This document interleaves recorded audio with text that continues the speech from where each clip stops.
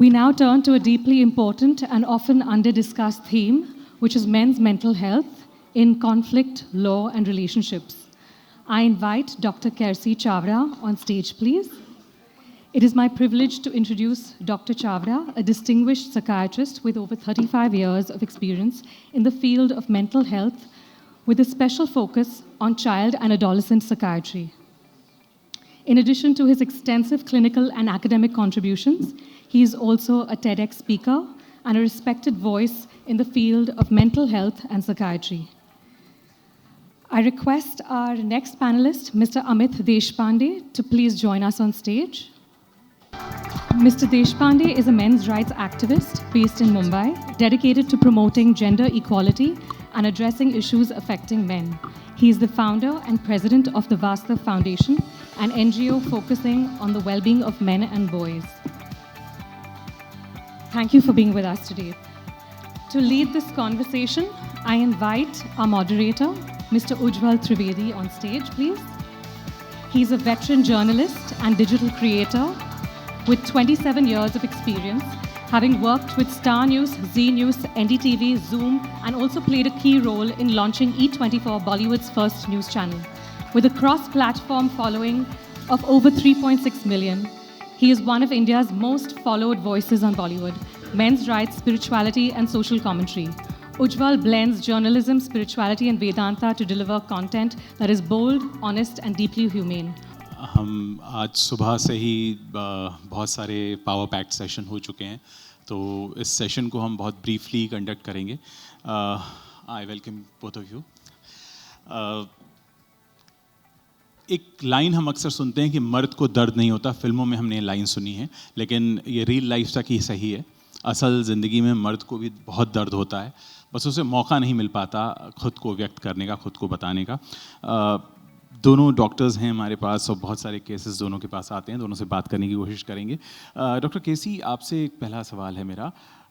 National health interview सर्वे के आंकड़े बताते हैं कि 9% जो मेल्स हैं वो कहीं ना कहीं बहुत सारे इमोशनल प्रेशर में होते हैं ड्यू टू मैट्रिमोनियल डिस्प्यूट्स और कई बार कस्टडी केसेस की वजह से, लेकिन बहुत कम ऐसे हैं. बताया जाता है कि 4 में से कोई एक हैं जो डॉक्टर तक पहुंचते हैं और 3 में से कोई एक हैं जो दवा लेने के बारे में भी सोचते हैं, लेकिन वो खुद ही जूझते रहते हैं बिना किसी से कुछ भी शेयर किए. तो किस तरह से देखते हैं आप इसको और किस तरह के केसेस आपने देखे हैं? If you're actually looking at mental health in general, yes, and not necessarily only related to custodial issues or stuff that happens in the law, in general, people have this little diffidence about going for mental health. It's much, much, much better than what it was. I started about 40 years ago where, we had this whole thing of doctors who look around and swat flies. Today, I'm begging patients not to come to me because there are just so many people who want to come for their mental health. So, अगर हमने उस हिसाब से देखा, there's no question about the fact that people still do not seek help. And I have no doubt that if they are in a situation such as this, the percentage of people who would actually ask for help is even less. Why does that actually occur? Because somehow, you started off by saying this little couplet about "Mard ko dard nahi hota," which is actually quite true. Most of us have been brought up by saying, to start off with, boys don't cry, men shouldn't cry, boys should not be soft, the man has to be the voice of authority, that kind of thing. Fortunately, it's changing very, very much. But there is still this huge percentage of people who would find it very difficult to actually come out and say, my wife is torturing me, my wife is humiliating me. Even if he says that to his friends, it's very likely that his friends would say, Arey, what on earth are you doing yaar? Mard ban, mard. And that is really not what we are looking at.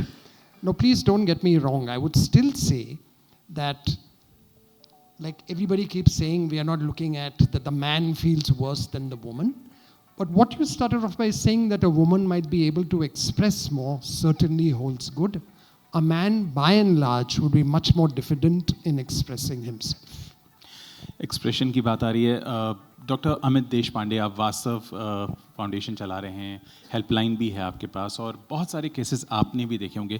किस तरह का challenge main face करते हैं और क्यों वो, उन्हें ऐसा लगता है कि वो अकेले पड़ गए हैं या उन्हें नहीं शेयर करना चाहिए? आप तक किस तरह के केसेस पहुंचते हैं? Yeah, firstly, thank you for having me over here, Ekam Nyaay and Deepika. It's been awesome. I mean, I've been an activist from the past 15 years now. I mean, one point was about judicial, outreach. I think Deepika has done great on that. I really want to congratulate on that part. Great. Yeah. Coming to the question over here, before that, I'll just say I'm not a doctor. My mom would be very happy on Mother's Day today, but good, I'm not a doctor. So, coming to the question about what kind of calls we get, we have been getting calls all across, from men and boys. Initially, when we started off, it was purely about matrimonial cases because our helplines also were understood in that way. I mean, the numbers also reflected 498 and those stuff. But most of the time, people would come saying that they are facing legal issues, and that is where it would become a lot of problem for them emotionally as well. The first thing that happens if a man is facing a case against him by a woman is that he doesn't get any social support anymore. Generally, it is like people want to distance himself from him from themselves. He loses his friends, family also to some extent, and what a man sees is that कहीं help नहीं मिल रहा है, कोई मतलब कहाँ जाऊँ मैं help करने के लिए. When I was facing a case, I was like, where do I look for? And then I found that okay, there is some kind of a forum where we can go and seek help about at least what is the whole legal system about. Because in our generations, nobody would have ever entered police station or a court, particularly for a matrimonial case. So what happens? And particularly for most of the activists and victims over here, to be going as an accused, wherein you have not done anything. Like so many cases, it's like a marriage of 12 days, 1 month, 3 months. Nothing has happened, she was happy, and suddenly I am finding so many cases against me. So what do we do? So those are the kind of questions that comes. But first and foremost is they lose emotional support. There is no emotional support that they get. So, and our forums actually, they are more of self-help groups wherein we try to help with whatever knowledge we have. And then the next generation comes in and they take over, they speak with the next victims and so on. So it's more about emotional support that a man loses, and that is what we are able to give.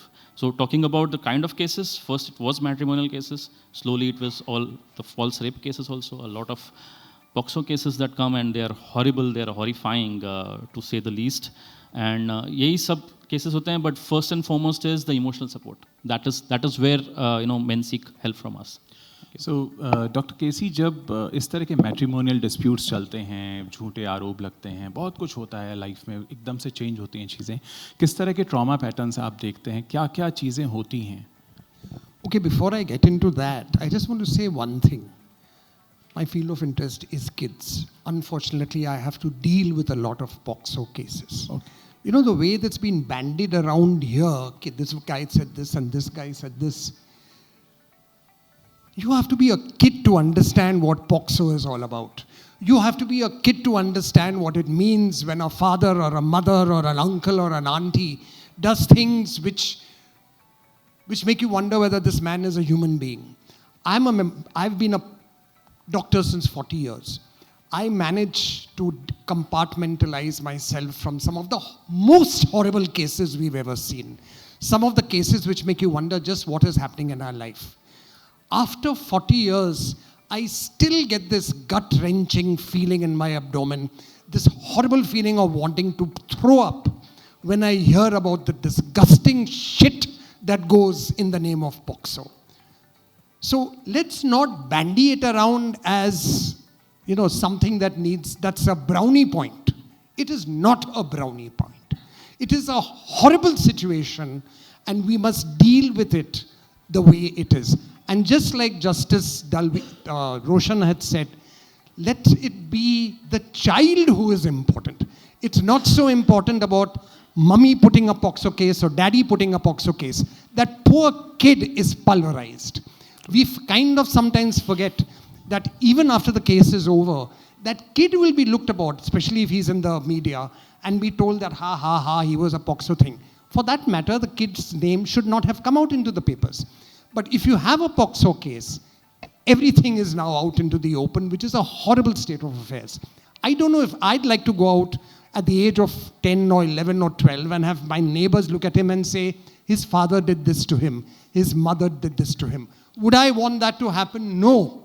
So I'm extremely vociferous about this POXO thing, which I think everybody is banding around with grey abandon as if it's just something that we have to deal with. It is not just something we have to deal with such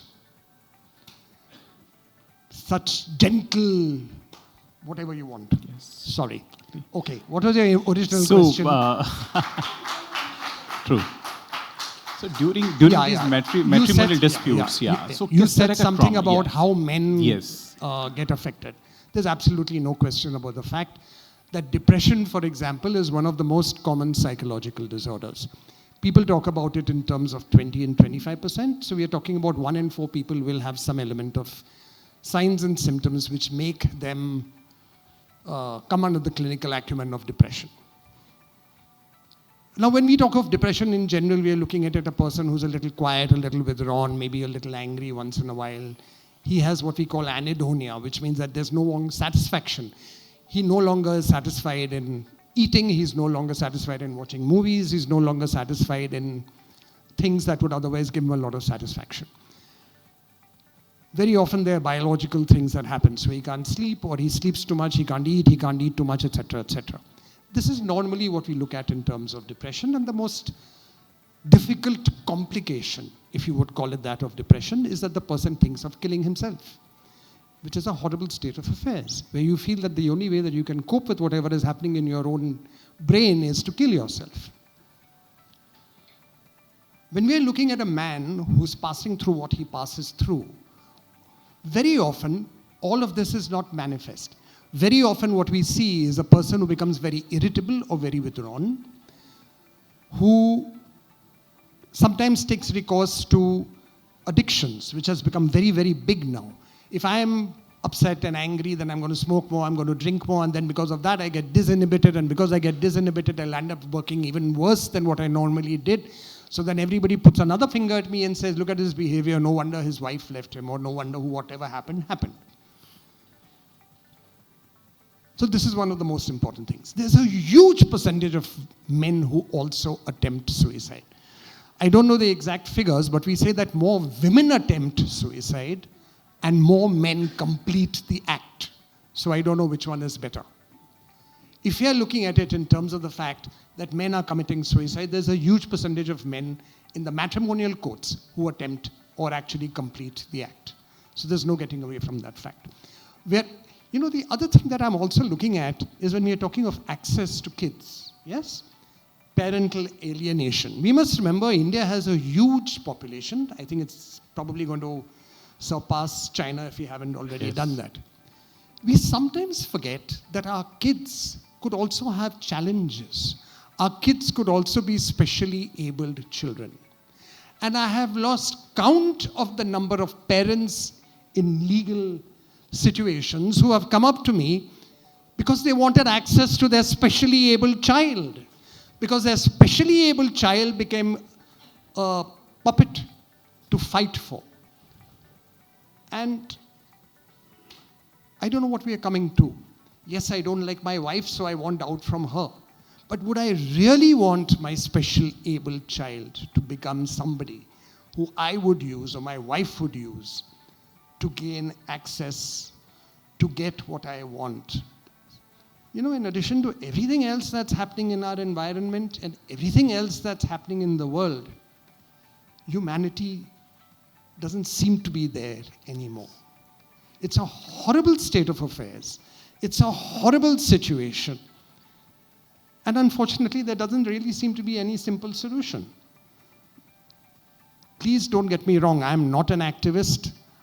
I am maybe a child person. So I don't give a damn about the adults who are fighting for whatever they are fighting. I seriously give a damn for this child. And when this child is a specially abled child, That's horrible. And nobody speaks about that. We are looking at something like, I don't know, 5% of the population of kids who are specially abled. Given the fact that we have billions of population, then we have lakhs of specially abled kids. If you take about 10% of them having parents who are in the process of wanting to separate from each other, we have lakhs of specially abled kids who are going to be used as a pivot, as a puppet for whatever machinations the adults have in mind. Sad state of affairs. Amit, Yeah, I would just like to come on the figures part. Actually, I had a presentation. The graphs would have spoken for themselves. I actually was able to do a research on the suicides in India. We studied for the past 50 years of suicide in 2014. And the figures, we knew by our instinct that the figures would be horrible, but they were actually very, very, like mind-boggling for us. So I'll just give us some figures. Every year, when I started as an activist, they were like, we used to say that, okay, every 9 minutes, one married man commits suicide. Okay. Now it has come down to every 5 minutes, a married man commits suicide in India. Every 4 minutes, a man commits suicide.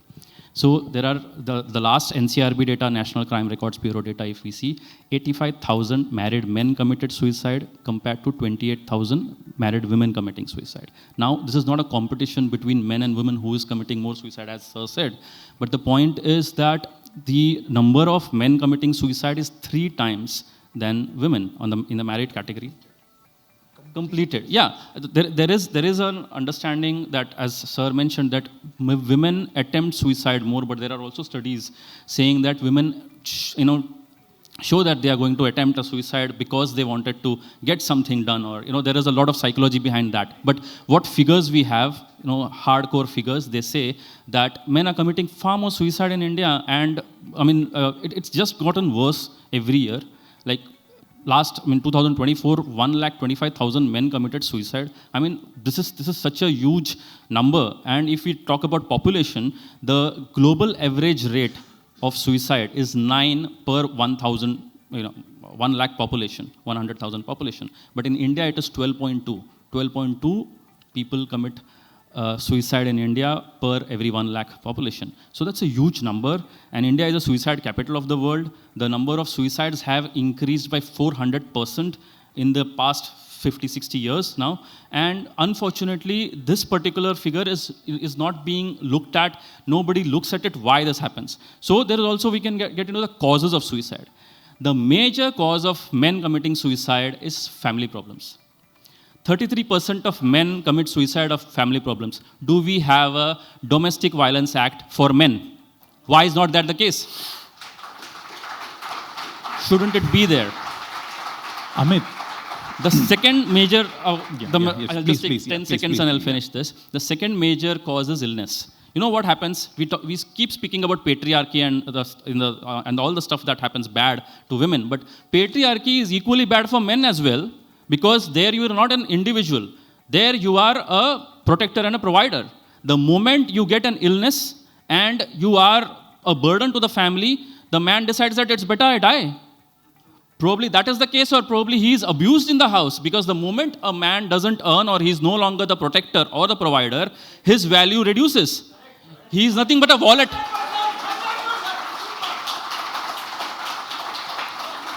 So this aspect has never been understood by the policymakers or anyone, sitting in the ivory towers over here. We speak about all these things. I have traveled 3 hours to reach over here, and the place from where we come, outside these, elitist spaces, what is happening is men don't have recourse to justice equally as women don't have recourse to justice. Have we ever spoken about it?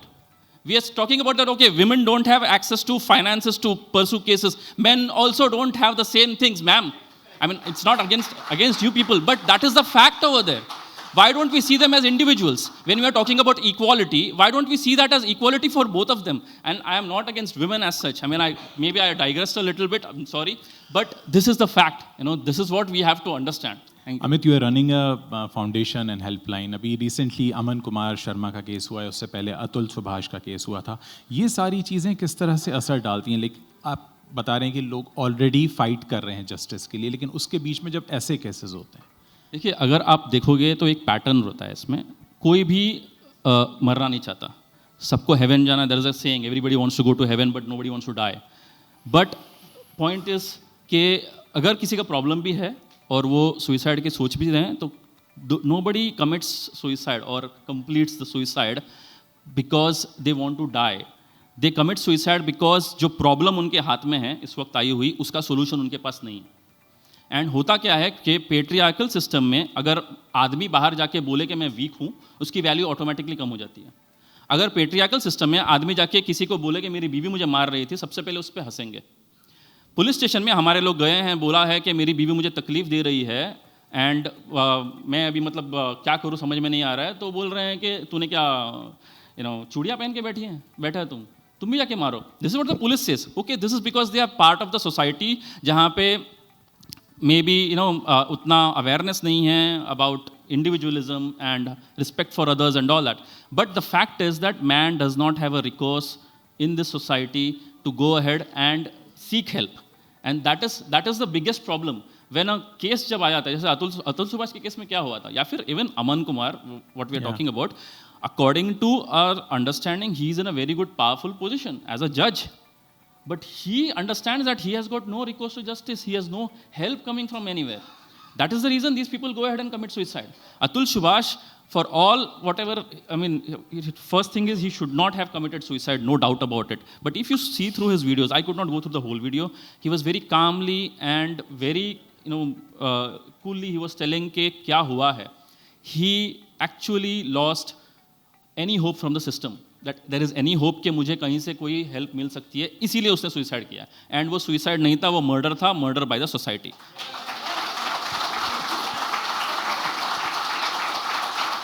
My last question to both of you, what kind of reforms you would suggest? What kind of reforms you would suggest in our system? Okay, before we get into that, I'm going to say a couple of things which, you've called me, I'm a doctor, I'm supposed to be scientific. Let's also look at it like this, that no two people facing the same condition, facing the same trauma, facing the same adverse reactions is necessarily going to react in a similar fashion.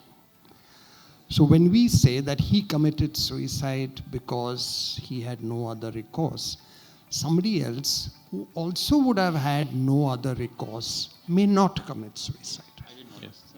You did not. Good. Very happy that you're here. And the reason for that is actually your genes. So, no, you can do this, but it's actually your genes. Okay. So, if we are talking about resilience or not committing suicide, and thank God for that, and things like that, to a large extent, we have to actually thank or not thank our ancestors. So you should every single day go up to mom and dad and say, thank you for your genes. All the ancestors. Yeah. All the ancestors. While at the same time, somebody who's faced the horrible stuff that you might have faced, or even not so horrible stuff, because his genetic makeup was not adequate enough, might not be able to cope. So we talk about it in terms of genetics with psychosocial. Psychosocial might remain the same for a lot of people. It's the genes that make you do a particular thing. That is what science says. I'm not negating what you said about all these people who kill suicide because there's nothing better they can do. I'm telling you what science says. Now, what are the reforms? I actually believe that the previous speakers, when they spoke about the things that they'd like to see, makes a lot of sense. I certainly believe that maybe it is necessary for more, not maybe, there is certainly need for much, much more sensitization amongst everybody associated with the judgmental level, whether it is advocates, whether it is the judges themselves. Every good judge may not be like Roshanji. We do have judgments which sometimes make you wonder as to what exactly is happening. Now the thing also is, and I hate to say this, but I must say this. I'm a doctor.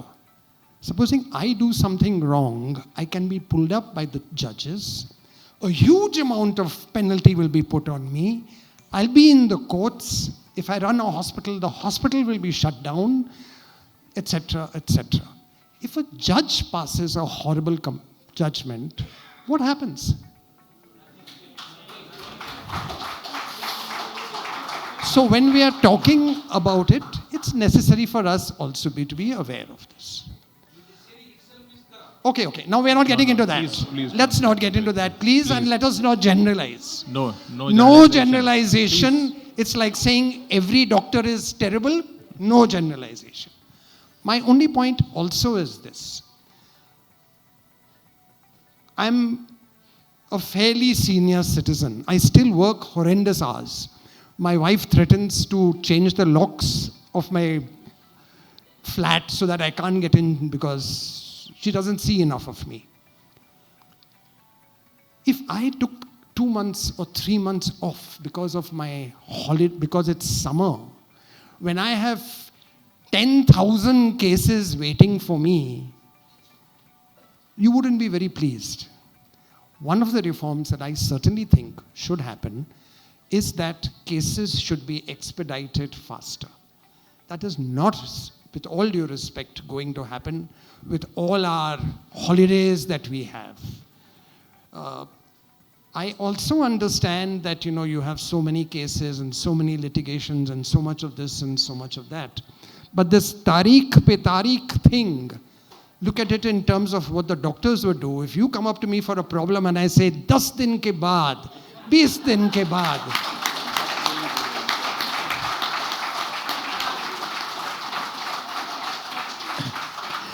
I know. Yeah. Having said that, a lot of lawyers and quite a few judges are my very dear friends. I understand their pressures they're going through. I understand the sifarish that sometimes comes from various places, which is very frightening. Unfortunately, though I absolutely love India, there are facts that we have to face up to. Specifically, what can we do to change? More sensitization, 100,000 more judges and courts maybe, so that more cases can be dealt with immediately, which I think is the most important thing. I know in my own family, for the sake of a bounce check, and we had the bounce checks, somebody had to go for 17 different court cases. You had the checks there, they bounced. 17. For what? So things like that.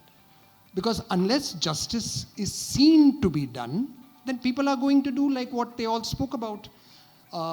Put rape cases against 7 people, just refuse to allow this poor man access to his kid on the kid's birthday, and nothing is going to happen.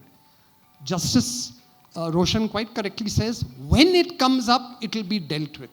But what happens if it takes 2 years, 3 years, 5 years? And then, of course, you have media by trial where people shout, India wants to know. Thank you, Dr. Kersi. Thank you, Amit, for this wonderful session. Thank you so much. We are running short of time. Thank you. Over to you, Kanu. Thank you. I'll just touch upon that part on the gene thing. The research shows that it is pretty distributed, all the suicides. So probably it must be right through a scientific, studies. But the research which we have done, it is pretty distributed. It's not like one state or one region of India has seen more suicides. But fine. Thanks so much. Thank you. Thank you.